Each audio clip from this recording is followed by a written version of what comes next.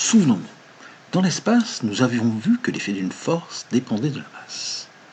Effectivement, lorsque un homme souffle, suivant la masse dans l'espace, l'effet sera différent. La plus lourde sera la plus lente. Mais sur Terre, prenons un exemple. Considérons deux billes en acier, de 8 grammes et 4 grammes, qui roulent sans frottement sur le sol. Ces deux billes vont passer à proximité d'un aimant. Regardons ce qu'il se passe. Tout d'abord, la bille de 8 grammes. On constate qu'elle est déviée. Qu'en est-il de celle de 4 grammes? Elle est déviée aussi. Est-ce qu'elle est déviée de la même manière? Voyons maintenant les chronophotographies.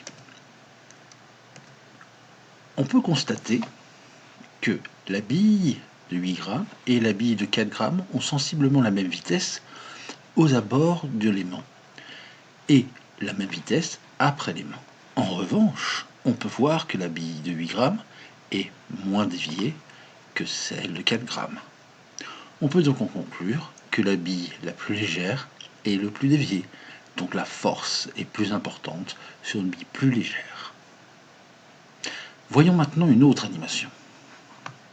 Considérons maintenant cette animation avec deux systèmes de masse identique tirés eux-mêmes par deux contrepoids de masse identique.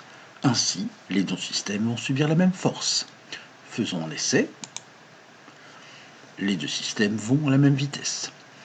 Refaisons un essai, cette fois-ci en surchargeant le chariot bleu. Les deux systèmes vont encore être soumis à la même force. Cependant, on peut constater que le système plus léger va plus vite que le système plus lourd. Donc la force est plus efficace sur un système plus léger.